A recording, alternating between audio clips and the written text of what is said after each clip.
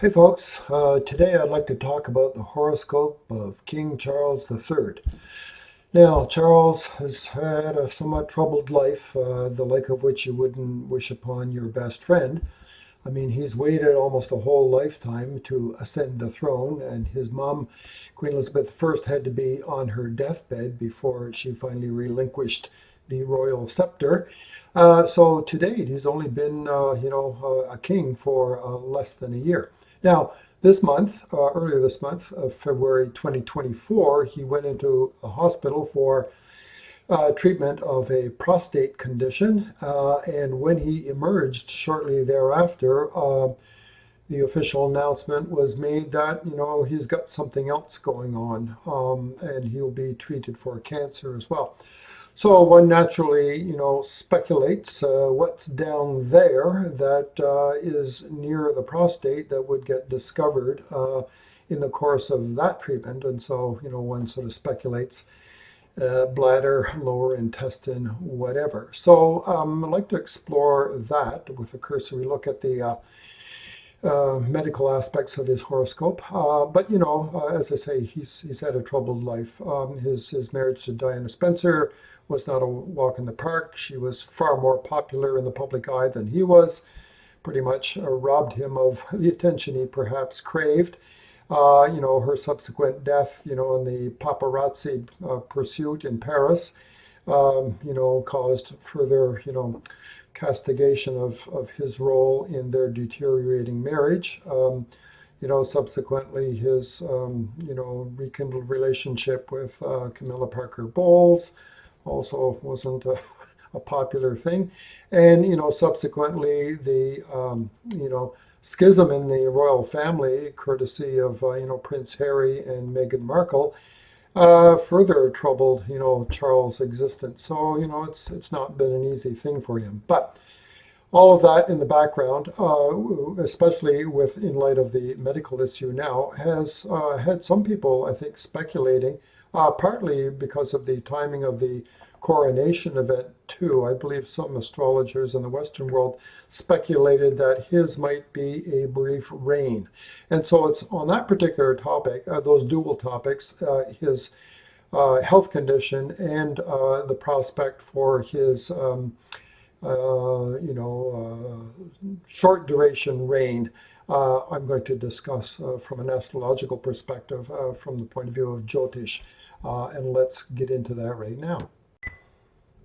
So here's the horoscope for Charles III, born 14th of November 1948, 2114 in London. The wonderful thing about working with the horoscopes of royals and other eminent people is that you can imagine the time of birth is very closely watched, and we can pretty much trust that this is a very accurate birth time.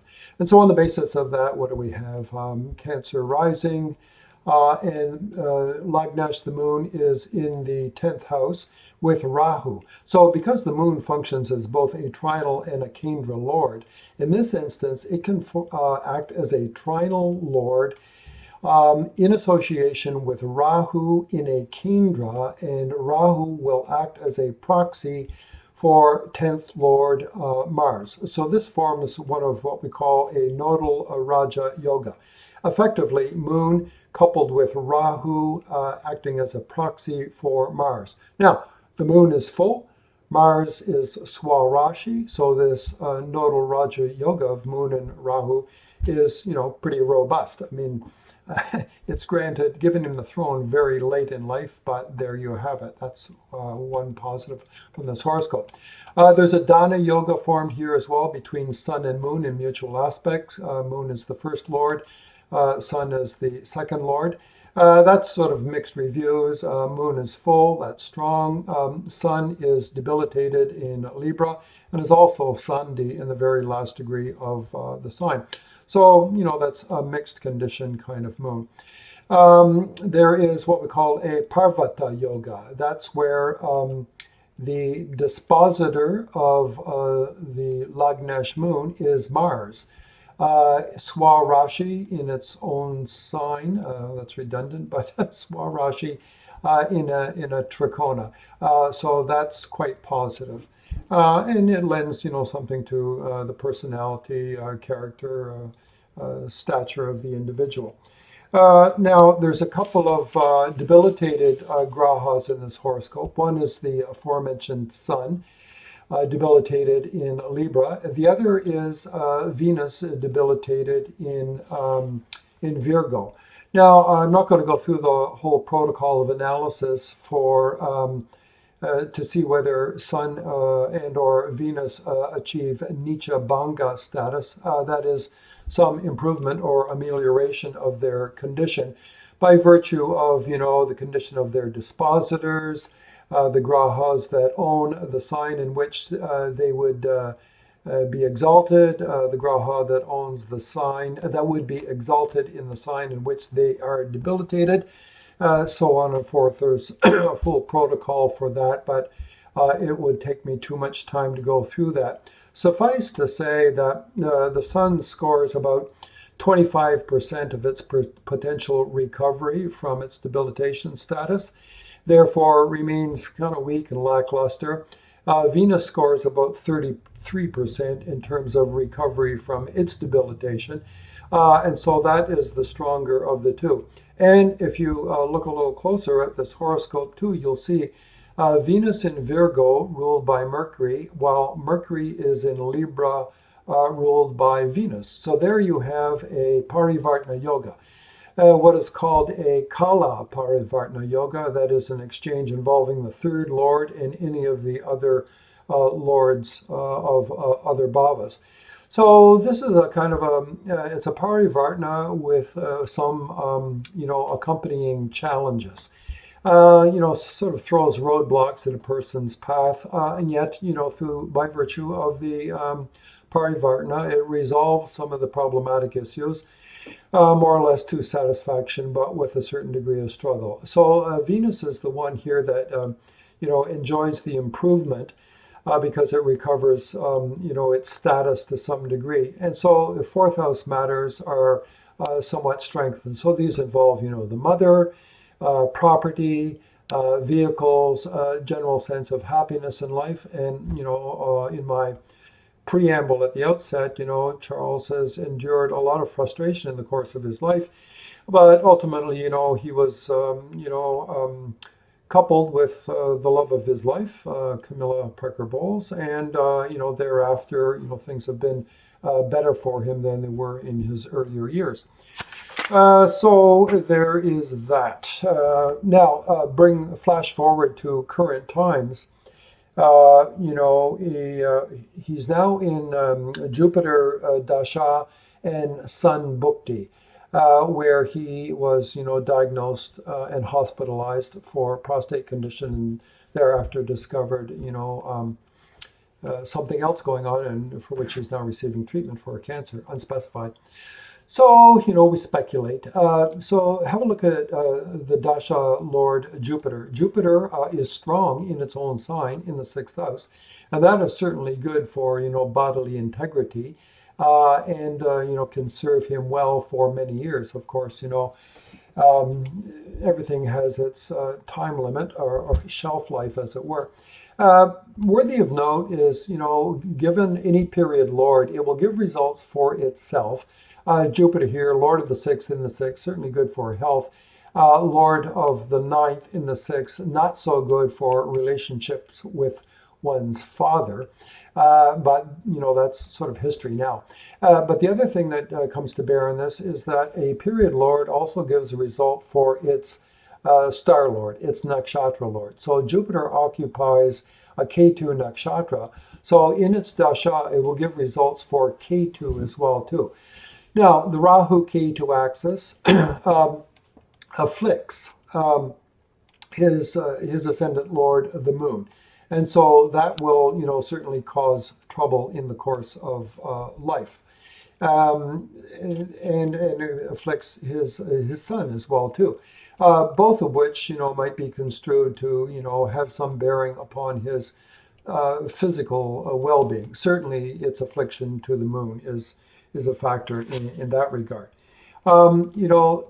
Jupiter, back to Jupiter as a primary significator of what's going on, it occupies the sixth house, which that part of the body, which is called, I believe, basti, it's that zone of the body in the lower abdomen, technically between the navel and the pubic bone. So think of what's contained therein. It's going to be the lower intestine, the bladder, and the prostate. So likely complaints, in that part of the body with, any sort of affliction there.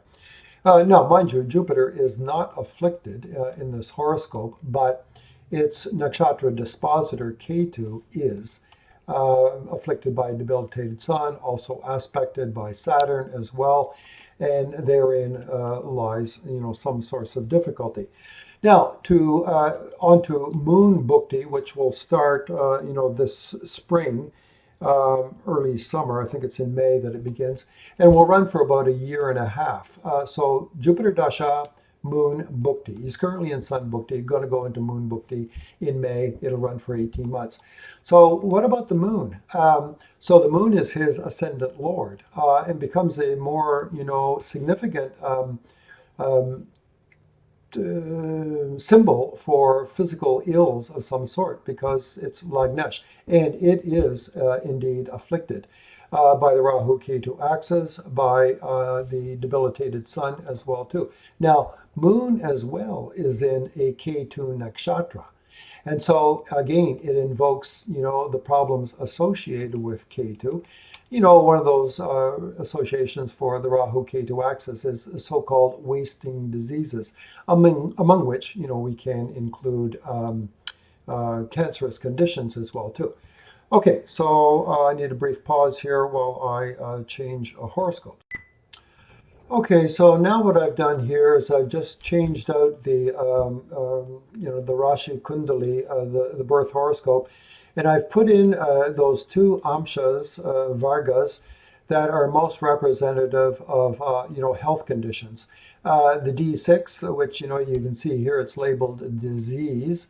We can take that literally, or just to mean anything affecting a malaise of the body, illnesses of even a generic sort, and more serious diseases as well too.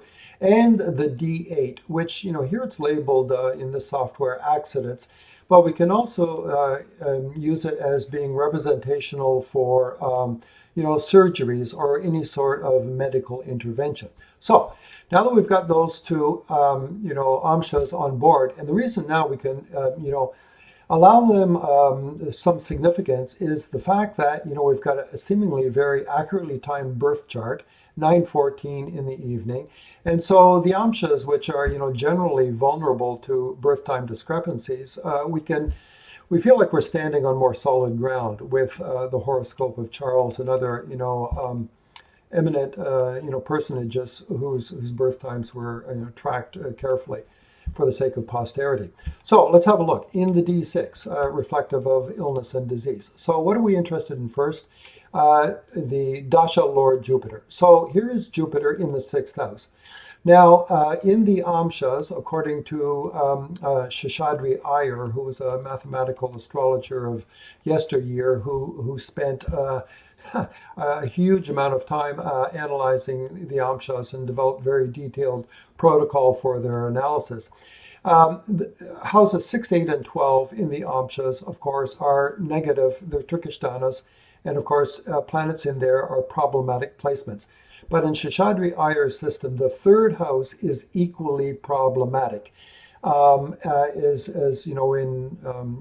Generally in Jyotish we refer to the third house as a mild dashtana.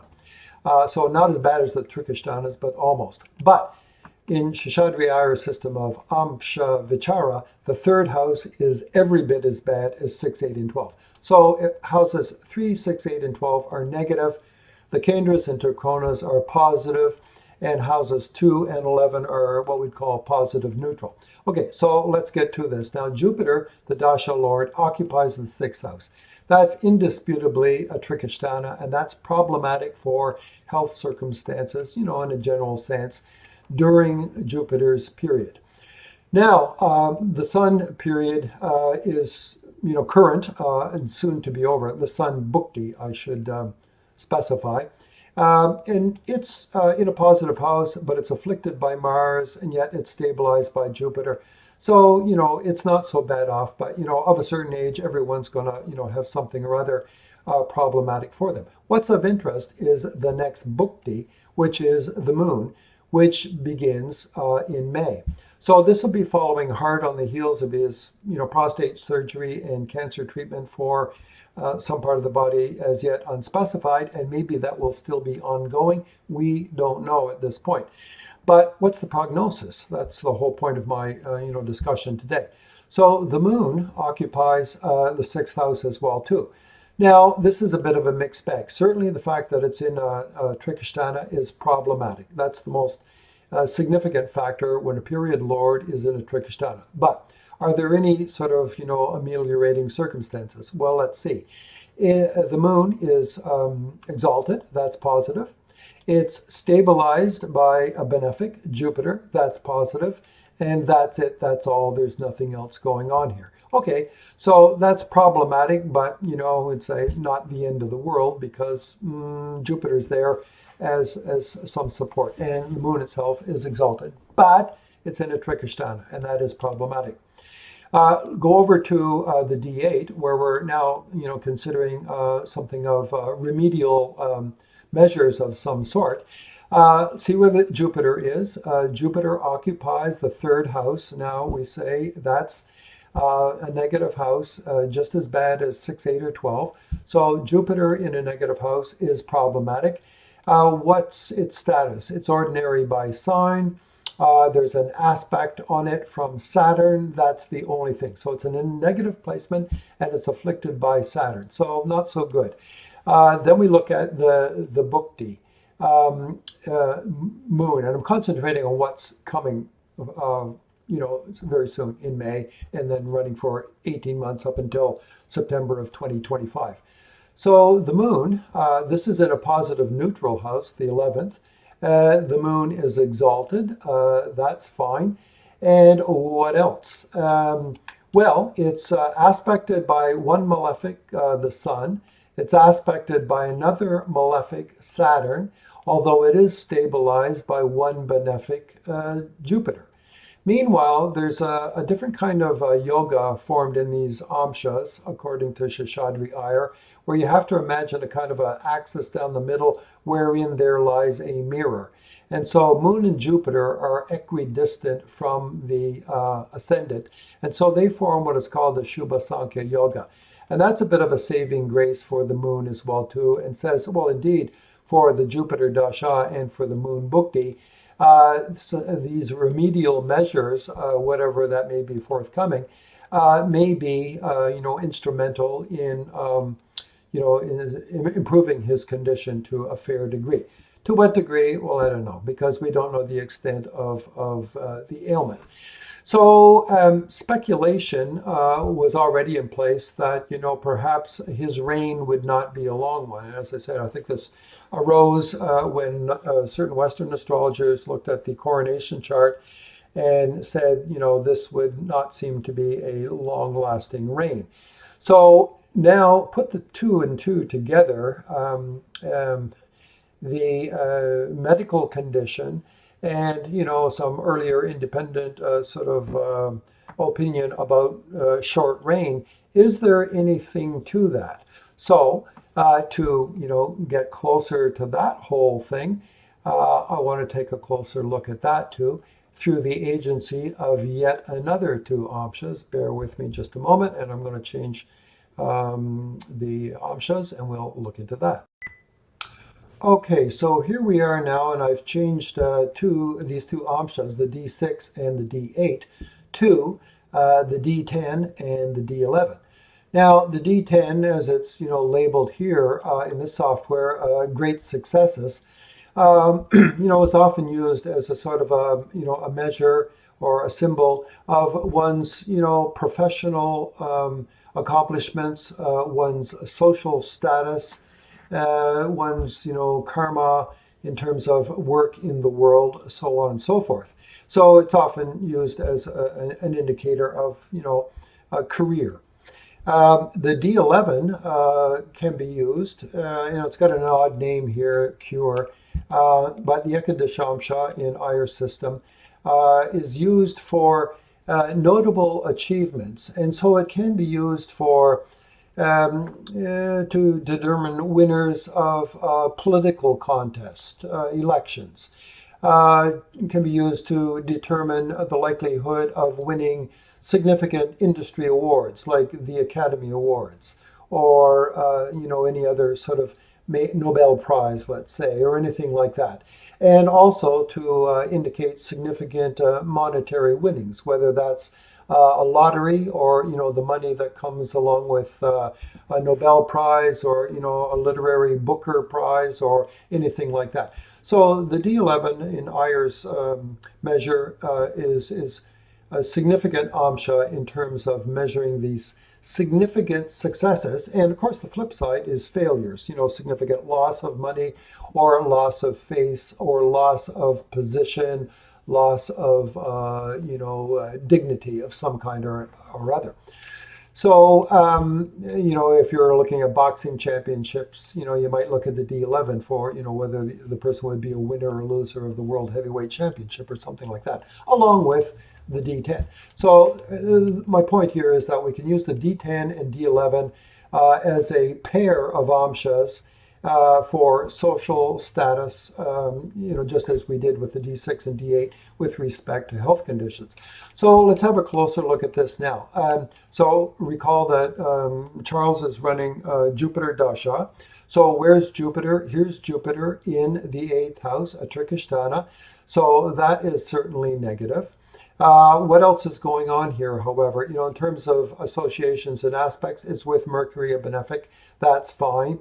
It's actually aspected by Saturn as well, so that's sort of a mixed circumstance. It starts off negative because it's in a Trikashtana, and then it's got support from Mercury, but it's got, a stress from the aspect from Saturn.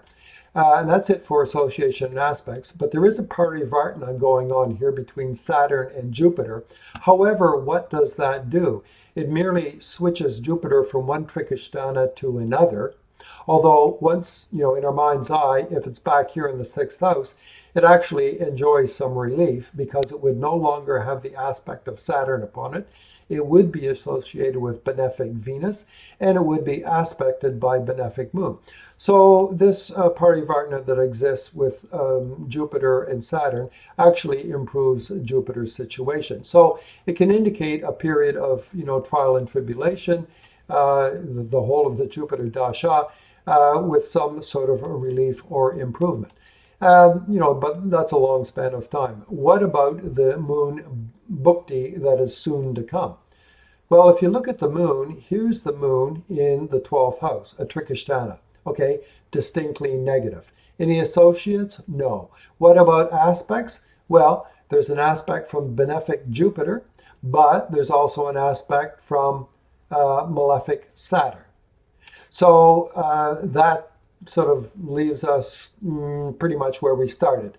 The moon is in a Trikashtana. That's problematic. We would expect moon bhukti to be problematic for his social status, professional function, a career, if I could just cap it like that. What about in the D11? Well, flip over here, have a look now. Jupiter Dasha, the Jupiter, Lord of the Dasha is Jupiter. It occupies the 3rd house, which is a full-blown negative house equal to 6, 8, and 12. The 3rd is problematic. So there you have that. And what about any sort of mitigating circumstances? Well, Jupiter receives the aspect of benefic Venus, but it also receives the aspect of malefic Saturn. Similar to what we saw in the D10, there is again an exchange, a parivartana yoga between Jupiter and Saturn. What happens if we indulge in that? Well, Jupiter will go to the 1st while Saturn goes to the 3rd. Jupiter will now be better placed in our mind's eye. Remember, this is a virtual sort of option we're considering under the parivartana status. Jupiter will go to a positive house and its own sign, but look what happens there. Now it's afflicted by 2 malefics. And so that is a destabilizing force. Enjoys some relief, but not a whole lot. So Jupiter dasha remains problematic with, ups and downs, back and forth, positives and negatives. But the key thing is Jupiter is in a Trikasthana. So overall, that remains problematic, and aspects and associations notwithstanding, it's still in negative place. So then on to the moon bhukti, which is forthcoming. Remember, we're in Jupiter dasha, Sun bhukti currently, but moon bhukti is soon to come. So moon bhukti, what about that? The moon is in the third house, again, a negative place. Now it's stabilized by Jupiter, stabilized by Venus, afflicted by Saturn. And that's it, that's all. So there's some relief, but also, continued duress because the moon, now in this instance, both the dasha lord and the bhukti lord are together in the third house, which is a full-blown negative house under some degree of stress by Saturn, whose sign they occupy. So what did we get out of all this? If you were to rewind this, you would see that Jupiter occupies a negative house in each and every one of these amshas that I've looked at. It was in the 6th of the D6th. It was in the 3rd of the D8th. The D8, it's in the 8th of the D10, and it's in the 3rd of the D11. So in a negative bhava for each and every one of these 4 different amshas, which, 2 of them are about health, the other 2 are about social status. The moon, almost as bad. In the D6th, the moon was in the 6th. In the D8, it was in the 11th. But here in these 2 amshas on screen, the moon is in the 12th for the D10 and in the 3rd for the D11. So Jupiter is in a negative house in all 4 of these amshas that we've considered. The moon is in a negative bhava for 3 out of these 4 amshas, all problematic. And so what happens during their conjoined period, we can, anticipate significant difficulties of some sort. So what does that mean? Well, I'll just cap that off in this final segment. Okay, so just to try to, wrap this up and come to some sort of prognosis, given Charles' age and his health condition, cancer treatment for some part of the body is still unspecified, and we don't know the severity of that, nor do we know the extent of the treatment required, nor do we know how he will hold up under, continued duress vis-a-vis this treatment. We can speculate that perhaps he will not do as his mother did and cling to the throne until he's on his deathbed. Perhaps he will accede the throne in favor of his son, Prince William. So this remains to be seen. But what's the supporting evidence for all that? Well, Jupiter dasha, for instance, think back to the horoscope. Yes, Jupiter is strong in the 6th house, but it rules the 9th house as well too. And he is running the Jupiter dasha. So when if you look at career and say that is the 10th house, what is the end of career? Conceptually, it's the 9th house because it is the 12th from the 10th. So many a time, if you're looking at, loss of employment, you're looking at the 5th house, which is the 12th from the 6th, because the 6th is the job. If you're looking at the end of career, so-called retirement, it's the 12th from the 10th, which is the 9th house. Jupiter, be reminded, rules the 9th house. He's in Jupiter dasha. Now, moon bhukti is approaching. What about the moon? Well, both Jupiter and the moon occupy nakshatras of Ketu. One name for Ketu is Moksha Karaka, which is the significator of liberation, letting go, moving on. So, I mean, we can use that in the most pedestrian of ways, relieving oneself of, duties, surplus monies, redundant articles of clothing or household goods or whatever, giving stuff away, lightening one's load in any way. Ketu can be representative of that. It's also, reflective of the absence of ego and not needing to cling to high office or positions of status or the corner office or whatever. Ketu reflects all of that.